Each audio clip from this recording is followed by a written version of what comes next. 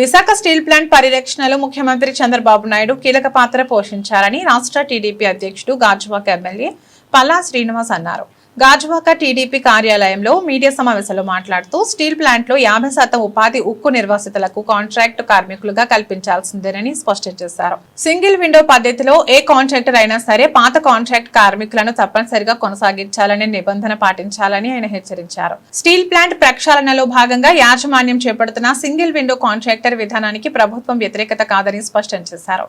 గతంలో కొంతమంది కాంట్రాక్టర్లు, అధికారులు, కార్మిక నేతల కుమ్మక్కతో లేని 2000 మంది కాంట్రాక్ట్ కార్మికుల పేర్లను చూపించి జీతాలు దోచుకున్నారని, బయోమెట్రిక్ విధానం ప్రవేశపెట్టిన తర్వాత ఈ అవకతవకలు బయటపడ్డాయని తెలిపారు. కూటమి ప్రభుత్వం అధికారంలోకి వచ్చిన వెంటనే తప్పుడు పేర్లను తొలగించడం జరిగిందన్నారు. స్టీల్ ప్లాంట్లో నిర్వాసితులు చాలా కాలంగా పనిచేస్తున్న కాంట్రాక్ట్ కార్మికులు ఉపాధి భరోసా పొందేంత వరకు కాంట్రాక్ట్ విధానంలో ఉపాధి కల్పించాల్సిందేనని పల్లా శ్రీనివాస్ స్పష్టం చేశారు. స్టీల్ ప్లాంట్ అభివృద్ధికి కూటమి ప్రభుత్వం అన్ని విధాలా అండగా ఉంటుందని హామీ ఇచ్చారు. 1998లో స్టీల్ ప్లాంట్ ప్రైవేట్ పరం కాకుండా తెలుగుదేశం పార్టీ కృషి చేసింది. అలాగే 2025లో ప్లాంట్ ప్రైవేటీకరణ కాకుండా కృషి చేస్తుందని తెలియజేశారు. ఇదే చెప్పారు. డీపీస్ కన్న వాళ్ళు మాత్రం ఖచ్చితంగా వారు ఉండాలి. వాళ్ళ బాధ్యత, ప్రభుత్వం పైన ఆ బాధ్యత ఉంది. పర్మనెంట్ ఉద్యోగం వచ్చే వరకు కూడా మెయింటెనెన్స్లో వేయాలని చెప్పేసి దానికి మేము కట్టుబడి ఉన్నామని చెప్పి ఈ సందర్భంగా తెలియజేస్తున్నాం. అలాగే ఈరోజు ప్లాంట్లో expression of interest EOL call చేస్తారు. 32-34 మంది కాల్ చేస్తారు. ఇవి టోటల్ మెయింటెనెన్స్ కాంట్రాక్ట్స్ అని చెప్పేసి ఒక పెద్ద ఏజెన్సీలకి, అంటే ఎప్పటి నుంచో ఉన్నటువంటి చిన్న ఏజెన్సీలు కాస్త తీసి పెద్ద ఏజెన్సీలు చేద్దామని ఒక ఆలోచన చేసింది. అంటే బెటర్ మేనేజ్మెంట్లో భాగంగా. అయితే మేము తెలియజేసేది ఒకటే, స్థానికంగా ఉన్నటువంటి వారికి, ఎప్పటి నుంచో ఉద్యోగం చేస్తున్నటువంటి వారిని తొలగించకూడదని చెప్పేసి, ముఖ్యంగా ఎవరైతే ఈఓఐ ఎక్స్ప్రెషన్ ఆఫ్ ఇంట్రెస్ట్ వేస్తున్నారో, టోటల్ మెయింటెనెన్స్ కాంట్రాక్ట్ తీసుకోదలుచుకున్నారో ఆ ఏజెన్సీలు అన్నిటికీ కూడా ముందుగానే తెలియజేస్తున్నాం. అందులో 50% లోకల్గా ఉన్నటువంటి వారిని, నిర్వాసితుల్ని మెయింటైన్ చేయాలి అని. ఇది కానీ మెయింటెనెన్స్ చేయకపోతే రేపు మేము ఖచ్చితంగా రాజకీయ ఒత్తిళ్ళకి లోనవలసిన పరిస్థితి వస్తుంది. రాజకీయంగా ఇక్కడ మాకు ఎందుకంటే పొలిటికల్ మైలేజ్ ఉండాలి. ఒక పని మీరు చేశారంటే పొలిటికల్ మైలేజ్ లేకుండా చేస్తే ఎంత చేసినా సరే, ఈరోజు 14,000 కోట్లు తీసుకొచ్చాం, ప్లాంట్ను పరిరక్షించాం. 14,040 కోట్లు తీసుకొచ్చిన తర్వాత ఇక్కడ ఏదో ప్రక్షాళన చేస్తున్నామని చెప్పేసి మీరు నిర్వాసితులు కానీ తొలగిస్తే అది పొలిటికల్ మైలేజ్ వచ్చేటువంటి పరిస్థితి ఉండదు.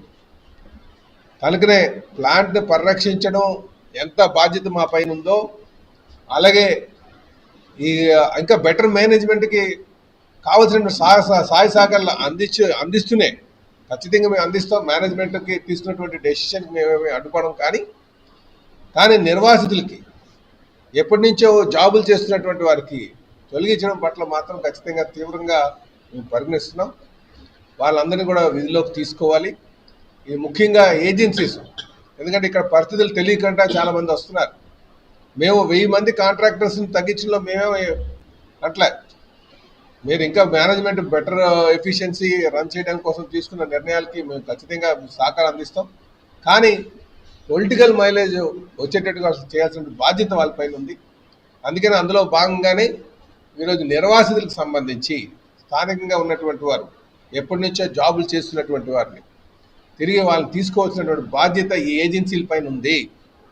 1000 ఏజెన్సీలు ఉన్నాయి, 1000 ప్రైవేట్ ఏజెన్సీలు మేము మెయింటైన్ చేయలేకపోతున్నాం.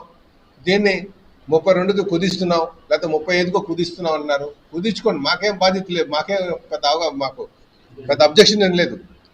అబ్జెక్షన్ లేదు. కానీ ఎప్పటి నుంచో పనిచేస్తున్నటువంటి వారు, గత 15-20 సంవత్సరాల నుంచి, అలాగే సబ్ ఎంప్లాయ్మెంట్ ఆఫీస్ ద్వారా వెళ్ళినటువంటి వారిని, ఎంతో అనుభవం ఉన్నటువంటి వారిని మాత్రం ఖచ్చితంగా విధుల్లో ఉంచాలి.